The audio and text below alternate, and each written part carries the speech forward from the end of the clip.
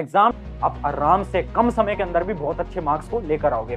But मेरा एक सवाल है आप सभी से, क्या आप सच में मेहनत करने को तैयार हो? क्या आप जिंदगी में रगड़ने के लिए तैयार हो? जो टाइम आपके पास है, मुझे नहीं पता कितने टाइम में आपके एग्जाम है, शायद 1 महीना, 2 महीना, 3 महीना, 15 दिन, 10 दिन, 5 दिन। क्या आप इस टाइम के अंदर खुद को पूरी तरीके से मोटिवेटेड होकर मेहनत करने को तैयार हो गया यार? यस या नो बताओ, खुद से पूछो और आज कमेंट के अंदर लिख दो। अगर तुम सच में तैयार हो तो लिख दो यार, यस भैया आई विल वर्क हार्ड, मैं करूंगा मेहनत, मैं करूंगी मेहनत, लिख दो। तो फिर से बोल रहा हूं, अगर इस वीडियो को देखना चाहते हो तो अभी कमेंट कर देना कि yes I am ready to work hard.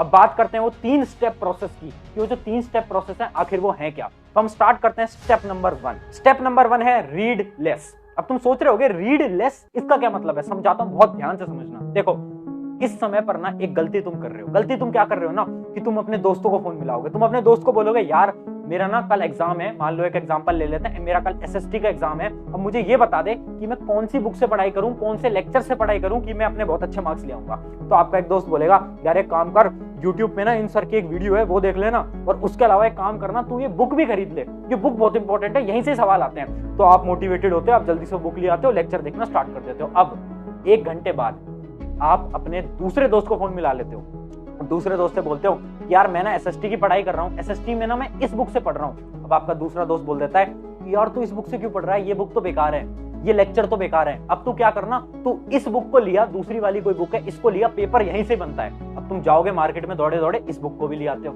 यही करते हो ना तुम। और यही आपकी सबसे बड़ी मिस्टेक है। पता है क्यों?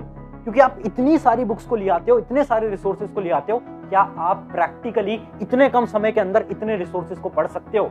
और मैं एक बार इमेजिन भी कर लेता हूं कि हाँ आपने पढ़ ली, इतनी सारी किताबों को आपने पढ़ लिया, बट क्या आप उन सारी किताबों को अपनी ब्रेन के अंदर मेमोराइज कर सकते हो? क्या आप याद रख सकते हो? नहीं।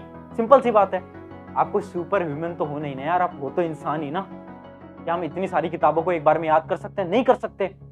तो पहला स्टेप क्या है? पहला स्टेप क्या है? रीड लेस, मतलब कम किताबों को पढ़ो, कम रिसोर्सेज को पढ़ो। आखिरी के टाइम पे ना हमें सब कुछ नहीं पढ़ना है, हमें सब कुछ नहीं पढ़ना है यार। और इसी के लिए आपको फॉलो करना है 80-20 रूल। एक बड़ी ही प्यारी स्ट्रैटेजी समझा रहा हूं, बहुत ध्यान से देखना, बहुत ज्यादा इंपॉर्टेंट स्ट्रैटेजी है सभी के लिए। 80-20 रूल ये क्या है, ये मैं अपनी बहुत वीडियोस के अंदर ऑलरेडी बता चुका हूं, फिर से बता देता हूं शॉर्ट के अंदर। देखो, हर एक एग्जाम, चाहे किसी भी एग्जाम की बात करो, IIT, JEE, NEET, UPSC, class 10, class 9, class 11, class 12, किसी भी एग्जाम की बात करो, हर एक एग्जाम में ना कुछ 20% ऐसा सिलेबस होता है जिससे कि आपका 80% पेपर आ रहा होता है। मतलब कुछ 20% ऐसे टॉपिक्स हैं जो कि हर बार आपके एग्जाम के अंदर पूछे जाते हैं। और आप ये पूछोगे कि हमें कैसे पता चलेगा, है ना? यही तुम पूछ रहे हो। भाई एक काम करो, इस वीडियो को तुम कहां देख रहे हो? यूट्यूब ना, एक फ्री प्लेटफॉर्म है ना, इसी पे तुम्हें सर्च करना है, ऊपर जाना है और सर्च बार के अंदर सर्च करना है जो भी आपका एग्जाम है, और आगे डाल देना प्रीवियस ईयर क्वेश्चन एनालिसिस। अब बस इतना डाल देना। इमेजिन करते हैं एक स्टूडेंट है जो कि नीट की तैयारी कर रहा है, तो डाल देना कि NEET physics chapter wise analysis या फिर प्रीवियस ईयर क्वेश्चन एनालिसिस। उससे पता क्या होगा, आपको ये पता चलेगा यार अच्छा फिजिक्स के अंदर ये वाला चैप्टर बहुत ज्यादा इंपॉर्टेंट है, ये तो 5 साल में बार बार पूछा गया है, अच्छा ये वाले टॉपिक से बहुत बार सवाल आते हैं। उससे क्या होगा ना, आपको वो टॉपिक्स पता चल जाएंगे, वो चैप्टर्स पता चल जाएंगे। अब आपको क्या करना है, सबसे पहले उन चैप्टर्स को करना है जो कि बहुत इंपॉर्टेंट है। आप इस एग्जांपल को किसी भी क्लास के लिए ले सकते हो, चाहे आप क्लास 10th बोर्ड की तैयारी कर रहे हो ना, तो आप यूट्यूब पे डाल लेना क्लास 10th बोर्ड, जो भी आपका बोर्ड है उसके आगे डाल देना previous year chapter wise analysis, ये आप डाल देना। और अगर आपको अब भी इस टेक्निक पे विश्वास नहीं हो रहा ना, तो इसका एग्जांपल दे देता हूं। मेरा एक स्टूडेंट था, पिछले साल वो क्लास 12th बोर्ड एग्जाम की तैयारी कर रहा था, और उसने लास्ट के टाइम पे कुछ भी नहीं पढ़ा था, बस एग्जाम से 1 महीने पहले उसने क्या करा ना, इंपॉर्टेंट टॉपिक्स को पढ़ लिया। जितने भी इंपॉर्टेंट टॉपिक्स है, फिजिक्स के, केमिस्ट्री के, बायोलॉजी के, उसने सारे इंपॉर्टेंट टॉपिक्स को पढ़ लिया, और बोर्ड एग्जाम के अंदर उसकी 93% आई थी। तो आप खुद सोचो यार, अगर वो स्टूडेंट कर सकता है तो आप भी कर सकते हो, चाहे आप किसी भी एग्जाम की तैयारी कर रहे हो, बट पॉसिबल है। तो पहला स्टेप हमारा क्या है कि हमें सब कुछ नहीं पढ़ना है, हमें केवल वही पढ़ना है जो कि हमारे एग्जाम के लिए इंपॉर्टेंट है। अब बात करते हैं हमारे स्टेप नंबर 2, जो कि है थिंक मोर। अब आप सोच रहे होगे थिंक मोर से मेरा क्या मतलब है, अभी समझाता हूं, बहुत ध्यान से समझना। देखो, एग्जाम के टाइम में ना सबसे बड़ी प्रॉब्लम आपकी क्या है कि आप चीजों को याद नहीं कर पाते, क्योंकि आपको बहुत कुछ पढ़ना है। देखो, आपने शुरू से पढ़ाई करी नहीं, अब इतने कम समय के अंदर आपको बहुत सारी चीजें पढ़ने को मिल रही हैं। अब ऑब्वियस सी बात है, आपका ब्रेन इतनी सारी चीजों को याद तो नहीं कर पाएगा, बट इसका एक मेथड है। इस मेथड को हम बोलते हैं विजुअलाइजेशन। अभी इस मेथड को प्रैक्टिकल तरीके से मैं करके भी दिखाऊंगा, बट ये जो मेथड है ना, ये गुरुकुल के अंदर भी यूज किया जाता था। इसके ऊपर एक पूरी डिटेल्ड वीडियो मैंने ऑलरेडी बना रखी है, बट आज बात कर रहे हैं एग्जाम के टाइम पे हमें कैसे पढ़ना है। तो इसका एक एग्जाम्पल देख लेते हैं कि विजुअलाइजेशन होता क्या है। जैसे कि एक एग्जाम्पल ले लेता हूं, आपके नोट्स हैं या फिर आप किताब से पढ़ते होगे, आप लेक्चर से पढ़ते होगे, आप कहीं से भी पढ़ रहे हो। इमेजिन करो आपने एक लाइन पढ़ी, क्या A displacement reaction is the one wherein the atom or the set of atom is displaced by another atom in a molecule। ये आपने लाइन पढ़ी है ना। अब आप क्या करोगे, आप अब इस लाइन को रटने की कोशिश करोगे कि यार ठीक है, डिस्प्लेसमेंट रिएक्शन ये होता है, ये होता है, ये होता है। आप रटने की कोशिश करोगे और यही सबसे बेकार तरीका है। आपके दिमाग के अंदर ना आपको एक थोड़ी सी न्यूरोसाइंस समझा देता हूँ। न्यूरोसाइंस ये बोलती है ना, जब आप चीजों को रटते हो ना तो वो आपकी शॉर्ट टर्म मेमोरी में तो आ जाता है, बट आपके लॉन्ग टर्म मेमोरी में नहीं आता। मतलब अगर आप इस डेफिनेशन को एग्जाम से एक दिन पहले याद करोगे ना तो शायद आपको एग्जाम के दिन याद रह जाएगी, बट अगर आप एग्जाम से 4-5 दिन पहले याद करोगे ना तो आप एग्जाम के दिन इस डेफिनेशन को भूल जाओगे। क्यों? क्योंकि आपने रट के इसको याद किया था। अब विजुअलाइजेशन का प्रोसेस समझते हैं। मैंने इस डेफिनेशन को पढ़ा, अब मैं क्या करूंगा ना, अब बहुत ध्यान से समझना मैं कैसे याद कर रहा हूं। अब मैं हिंदी में खुद से बोलूंगा इसके बारे में, या फिर जो भी आपकी लैंग्वेज है ना, चाहे आप कोई और लैंग्वेज बोलते हो तो उस लैंग्वेज के अंदर खुद से इसको बोलो। क्या डिस्प्लेसमेंट रिएक्शन क्या हुआ, जिसमें कि एक एटम ने दूसरे एटम को ऐसे डिस्प्लेस कर दिया। क्यों डिस्प्लेस करा? क्योंकि एक जो एटम है ना वो दूसरे एटम से ज्यादा रिएक्टिव है। मैं पूरी वो साइंस समझा रहा हूं कि ऐसे आपको खुद से बोलना है। अब इसके अंदर अगर आपने एक चीज नोटिस करी हो तो मेरे हाथ भी इधर उधर चल रहे थे कि एक एटम ने दूसरे एटम को ऐसे डिस्प्लेस कर दिया। ये मैं क्या कर रहा हूं? ये भी गुरुकुल का सिस्टम है। होता क्या है ना, जब आप कोई चीज बोल के और अपने हाथों को मूव करके याद करते हो ना तो आपके लॉन्ग टर्म मेमोरी के अंदर वो बहुत जल्दी जाती है। तो अगर आपके एग्जाम पास आ चुके हैं और आपको बहुत कुछ पढ़ना है, बहुत सारे सब्जेक्ट्स आपको पढ़ने हैं, तो आपको क्या करना है ना, याद करने के तरीकों को बदलो। मतलब नॉर्मली रट के याद मत करो, अपने हाथों का यूज लो, उसके बारे में सोचो, हिंदी में सोचो, क्योंकि जो हमारी ब्रेन है ना वो हमारी नॉर्मल लैंग्वेज के अंदर ही सोच पाता है। मैं रियली में बता रहा हूँ, 7 दिन इस टेक्निक को फॉलो करके देखना। अपने हैंड्स को ऐसे हिलाओ, मूव करो याद करते टाइम। उससे क्या होगा, आपकी ब्रेन के अंदर सेल्स बहुत जल्दी कनेक्ट करेंगे चीजों को और आप बहुत जल्दी याद कर पाओगे।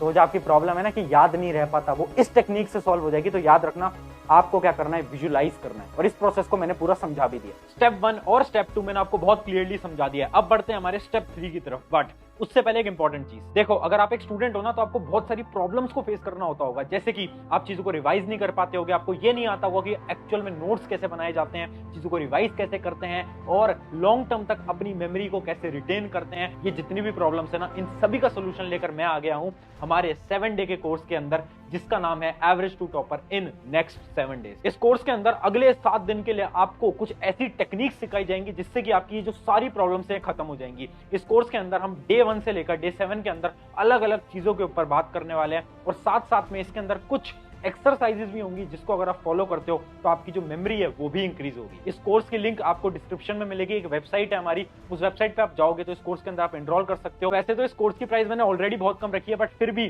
क्योंकि आप मेरे पर्सनल स्टूडेंट हो तो आप सभी के लिए एक मैं कोड दे देता हूँ। यहाँ पर स्टूडेंट्स करके एक कोड आ गया होगा, अगर आप इस कोड को भी लगाओगे ना तो आपको और डिस्काउंट मिल जाएगा। मतलब 50 से 60% आपको और डिस्काउंट मिल जाएगा उस कोर्स के ऊपर। आगे बढ़ते हैं हमारे स्टेप 3 की तरफ। स्टेप नंबर 3 क्या है, ओवर थिंकिंग को कैसे खत्म करें। अब इस स्टेप को मैं एक एग्जांपल से समझाता हूं, एक स्टोरी से समझाता हूं। ये स्टोरी है एक लड़के की जिसका नाम था राहुल। बहुत ध्यान से सुनना, बहुत इंपॉर्टेंट स्टोरी है। देखो, एक बार क्या होता है ना कि राहुल को ना कहीं रात को पार्टी करने जाना था, है ना। राहुल था, अपने 11th क्लास का एक स्टूडेंट था और उसको कहीं पार्टी करने जाना था रात को। तो वो जाता है और अपनी मम्मी के पास जाता है और परमिशन लेता है कि मम्मी मुझे ना रात को अपने दोस्तों के साथ ऐसे पार्टी करने जाना है। उसकी मम्मी कहती है ठीक है चले जा, बट रात को टाइम से आ जाना।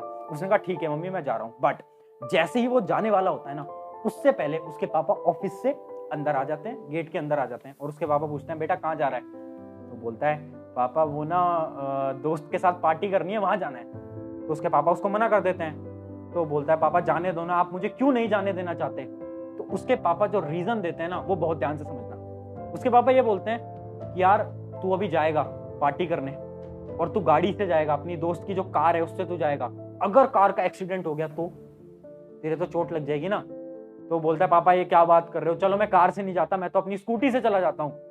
तो उसके पापा बोलते हैं यार एक्सीडेंट तो स्कूटी से भी हो सकता है।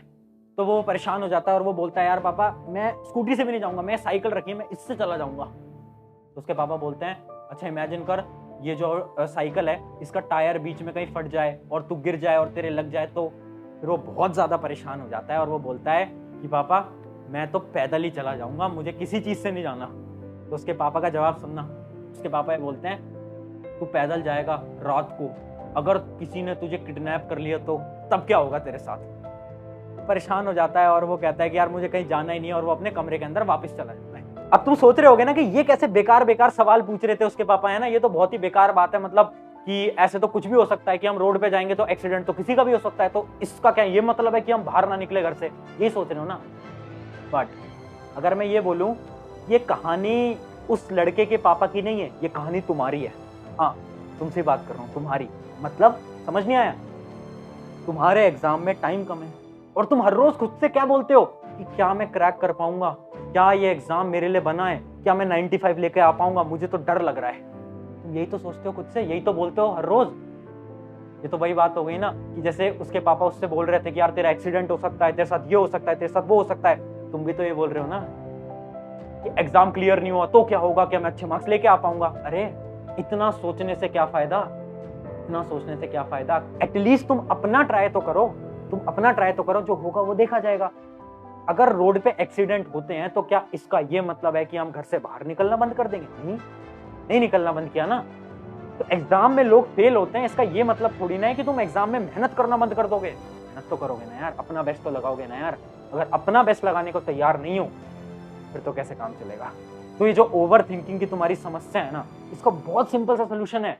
जब भी लग रहा है ना कि यार मैं बहुत ज्यादा चीजों के बारे में सोच रहा हूँ या सोच रही हूँ, एक पेन कॉपी लाओ और लिख दो चीज के बारे में। जब तुम लिखोगे तो तुम्हें पता चलेगा प्रॉब्लम तो कोई है ही नहीं, प्रॉब्लम तो तुम्हारा दिमाग है जो कि तुम्हें बार बार बेवकूफ बना रहा है। और जब भी आज के बाद ओवर थिंक करो ना, तो ये जो मैंने कहानी सुनाई थी ना, इस कहानी को याद कर लेना, शायद तुम ओवर थिंकिंग से बाहर आ जाओगे। तो मैंने तुम्हें तीनों स्टेप्स को बहुत डिटेल में समझा दिया है, स्टेप 1, स्टेप 2, स्टेप 3। इन तीनों स्टेप्स को आप अपने एग्जाम टाइम पे यूज करना। अब देखो कैसे आपके मार्क्स आते हैं, कैसे आप उस एवरेज की कैटेगरी से टॉपर के अंदर जाने वाले हो।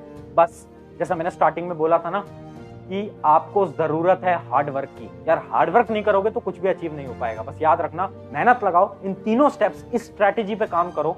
जैसे मैंने याद करने की ट्रिक बताई है, उस ट्रिक से याद करो। और अगर अभी तक आपने कमेंट नहीं करा है कि यस भैया I will do hard work, तो फिर तो यार कैसे काम चलेगा। तो अभी सबसे पहले कमेंट कर देना। ऑन दिस नोट, शुक्रिया एवरीवन, मेरा नाम है प्रशांत। मिलते हैं किसी नेक्स्ट वीडियो के अंदर।